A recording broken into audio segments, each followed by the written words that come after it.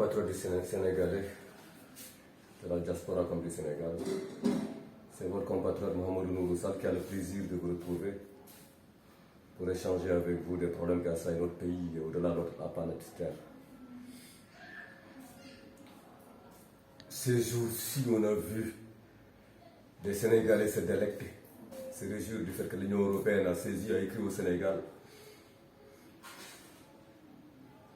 On eût cru même que l'Union européenne avait écrit pour exprimer ses regrets concernant la colonisation dont l'Afrique a été victime de la part des colonisateurs européens, les Allemands, les Français, les Espagnols, les Belges, les Anglais, les Portugais.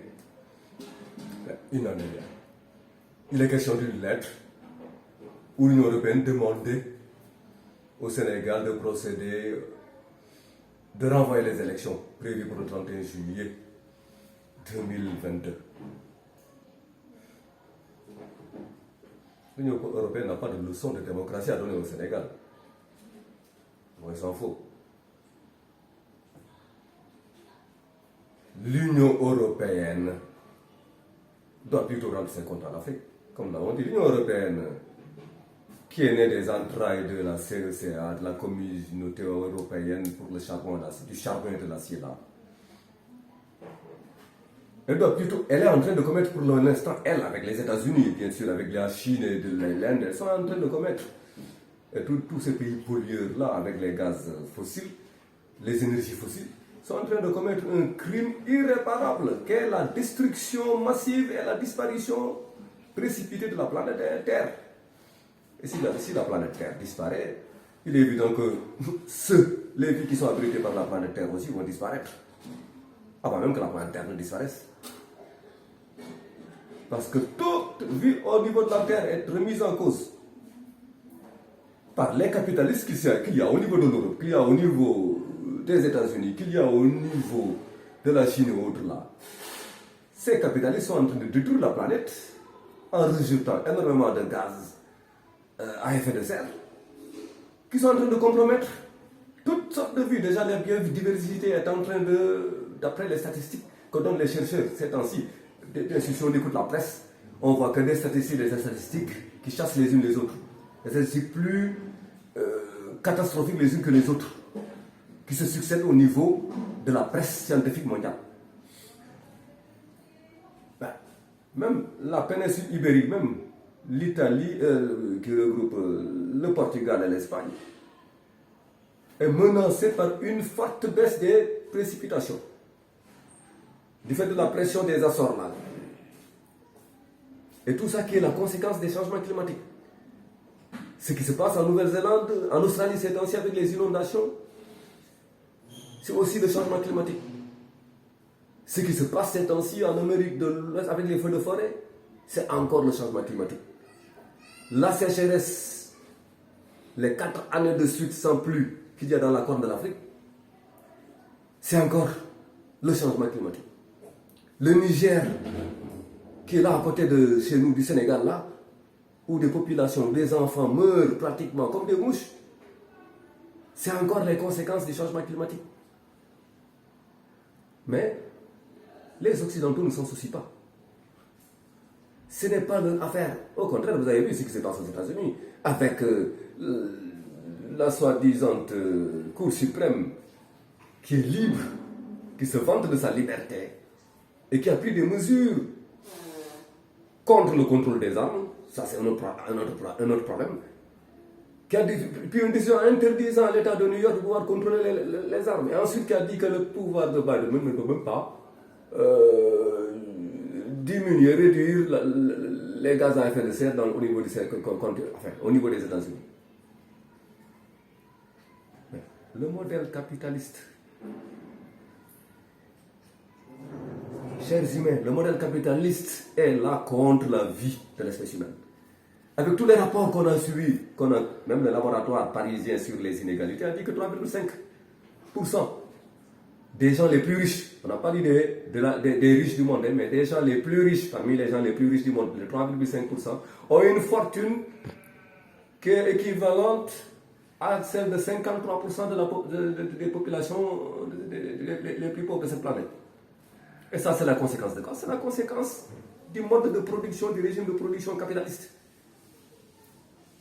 Avec ce mode de production capitaliste, il n'y a pas possibilité de survie de la planète. Il n'y a même pas possibilité de survie de l'humanité. C'est pas possible. Bien sûr, quand la planète disparaît, l'humanité n'est plus là. L'humanité, déjà. D'ailleurs, il y a une étude qui a été faite par des scientifiques américains qui montre que, en fait, même on n'a pas essayé de. Une étude qui n'a jamais été faite, qui était un précédent, une première en la matière, qui lit le nombre de. Qui dit qu'il y a 1 million de personnes qui auraient disparu du fait du changement climatique. Du fait donc des sécheresses, des feux de forêt, et ainsi de suite, etc., etc. Et donc la famine, ainsi de suite, qui s'est installée. Et tout ça, ce sont les conséquences d'un modèle capitaliste qui ne peut pas subsister. Le modèle capitaliste a vécu pendant une période où il devait vivre. Maintenant, il doit céder la place à un autre modèle. Ou un modèle de coopération, il y a un modèle où les humains seront de plus en plus tentés par la coopération. Mais avec ce modèle capitaliste, c'est seulement les intérêts des gens qui ont les moyens, des capitalistes, des financiers qui ont les moyens. Ce sont leurs intérêts que protégeront leur pays, leur gouvernement respectif. Ces gouvernements qui ont été démocratiquement, entre guillemets, élus, n'ont été élus que pour gérer des intérêts des gens privés. Avec ce modèle, nul doute que la planète ira de mal en pis. Il ne faut pas qu'on se fasse d'illusions.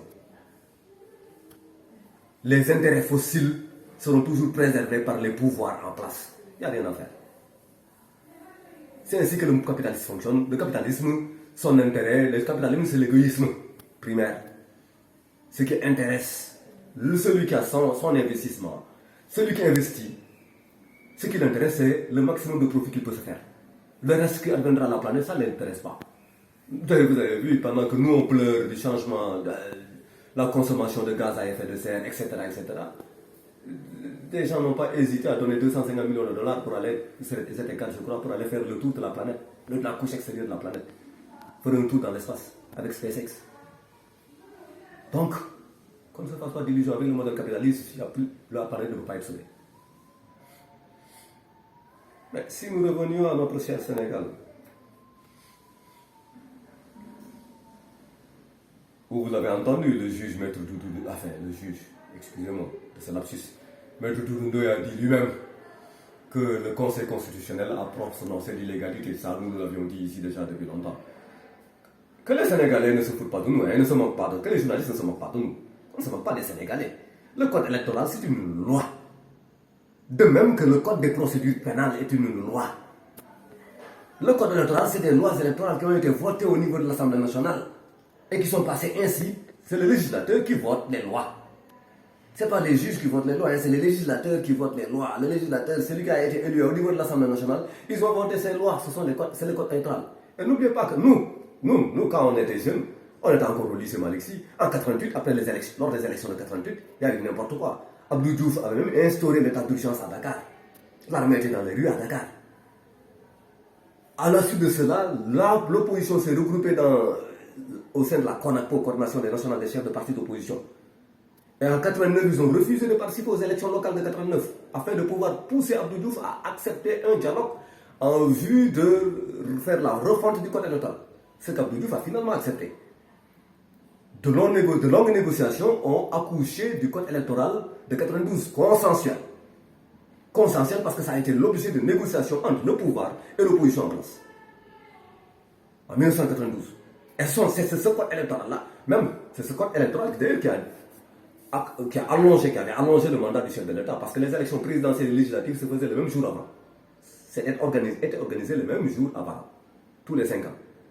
Avec ce code électoral, le gouvernement a demandé à ce que l'opposition lui fasse une petite mini-concession qui est d'augmenter la durée du mandat présidentiel. Ce que l'opposition a accepté. Ce qui fait qu'après 93, les élections qu'il y a eu, ce n'est pas en 98, mais c'est en 2000. 7 ans plus tard. 93 plus 7, ça fait 20. 2000. 93 plus 7, ça fait 100. Donc, en 2000, il y a eu les prochaines élections présidentielles. Alors que les élections législatives ont eu lieu en 98. C'est une loi. Donc, l'accord qu'il y a eu entre l'opposition, la CONACPO à l'époque, et le pouvoir d'Abdou Diouf à l'époque, c'est passé par l'Assemblée nationale qui a légiféré, qui a voté cela, et c'est devenu une loi. Qu'on ne dise pas que le code électoral n'est pas une loi. Le dire, c'est vraiment dire aussi que le code des procédures pénales aussi n'est pas une loi.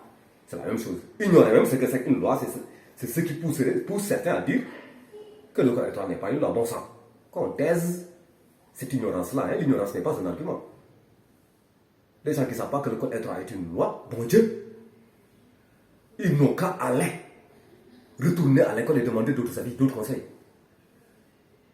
C'est une honte même que de prétendre que le code électoral n'est pas une loi. Ça, c'est de l'ignorance primaire, inadmissible, intolérable, incompréhensible. Bref.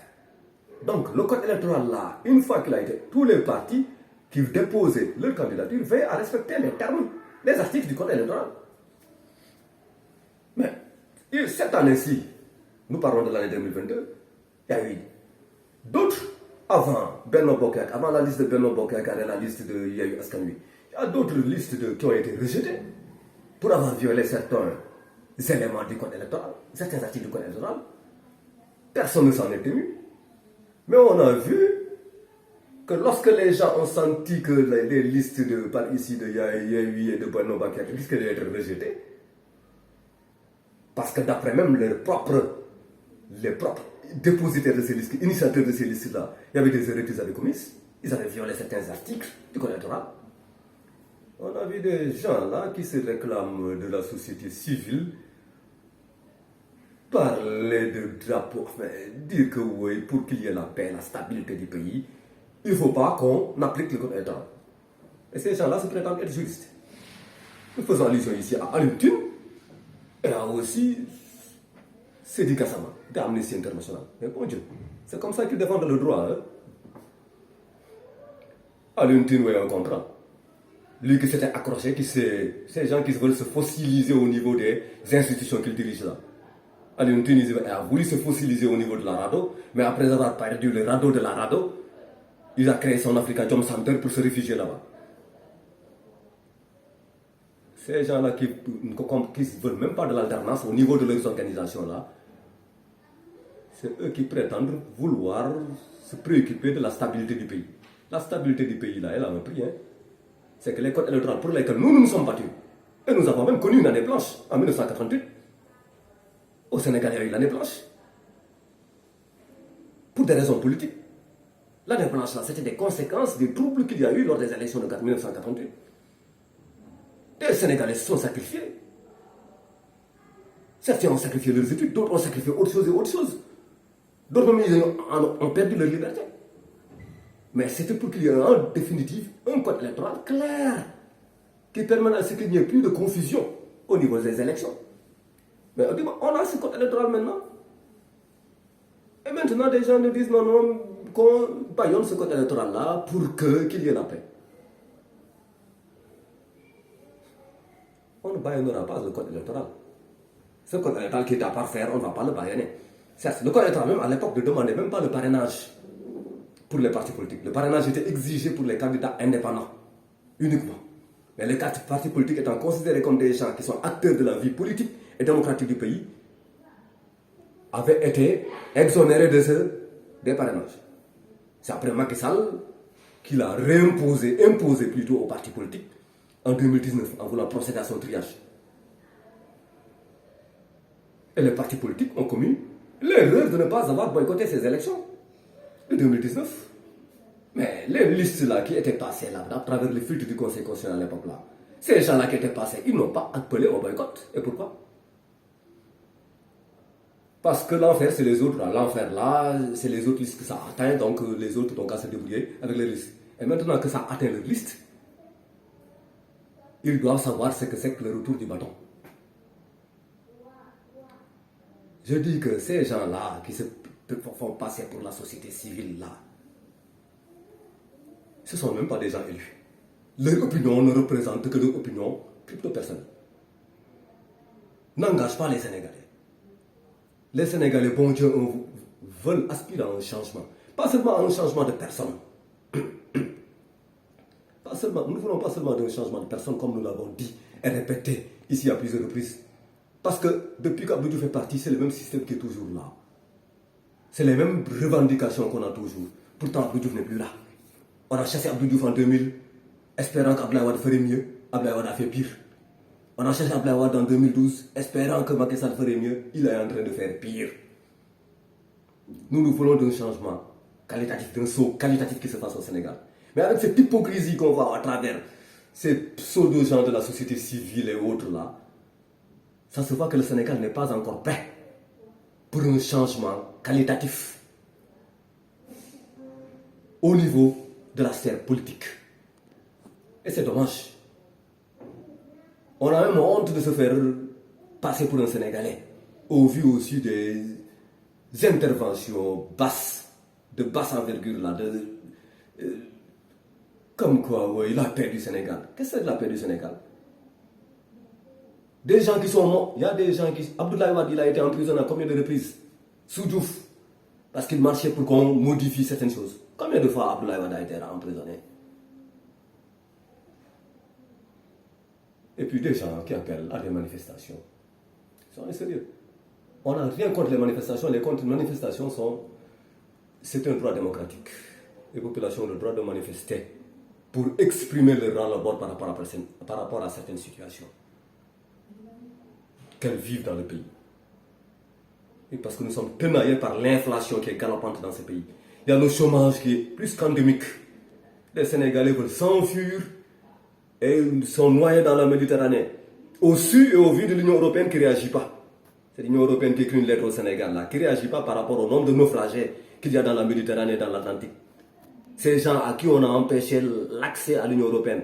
Ces gens qui brûlaient à Lesbos, dans l'île grecque de Lesbos, là, il y a de cela 2 ans, 3 ans, l'Union européenne ne s'en est même pas souciée. Alors que la Grèce était au niveau de l'Union européenne. C'est là-bas qu'ils ont enfermé des migrants, qui ont fui des conflits qu'ils ont créés, que l'OTAN a créés, que ce soit en Syrie, que ce soit en Afghanistan, que ce soit en Irak. Mais les Sénégalais sont fatigués à nos ras-le-bol. Et ils veulent des gens, des hommes politiques, qui sentent ce que c'est que leur souffrance et qui veulent changer véritablement le pays. Mais pas des hypocrites. Nous en avons assez de ces hypocrites qui pullulent au sein aussi bien de la classe politique que de la presse sénégalaise. Nous voulons un véritable changement. Que les Sénégalais sachent que le changement, c'est un combat. C'est au bout d'un combat qu'on mérite le changement. C'est Macky Sall et autres, tous sont pareils. Ceux qui m'accuseront de défendre Macky Sall, c'est leur affaire. Moi, je ne défends pas Macky Sall. Je défends personne de cette classe politique-là. Mais c'est que ce que je défends, c'est une idéologie que je défends. Une idéologie qu'il n'y a pas, qui n'existe pas au sein de la classe politique sénégalaise. L'idéologie, la seule idéologie qui existe, on dirait, au niveau de la classe politique sénégalaise, c'est pousse-toi pour que je te remplace. Casse-toi pour que je prenne ta place. Mais on ne pense pas au devenir des populations, aux enfants qui ne peuvent plus aller à l'école, aux enfants qui ne peuvent pas se soigner au niveau des hôpitaux parce qu'il n'y a pas assez d'hôpitaux, il n'y a pas assez de médecins. 1800 médecins pour 17 millions d'habitants. Ça veut dire qu'un médecin pour 10 000 habitants. C'est ça le Sénégal, le triste record du Sénégal. Des écoles qui sont aux effectifs pléthoriques. Et maintenant, c'est la règle de chacun pour soi au Sénégal. Les syndicats défendent leurs intérêts, d'autres défendent leurs intérêts, les classes politiques défendent leurs intérêts, pas l'intérêt de la population. Chers Sénégalais, c'est votre compatriote Mohamed Nouroussal qui a eu l'amabilité de discuter avec vous. Et je vous dis au revoir à la prochaine.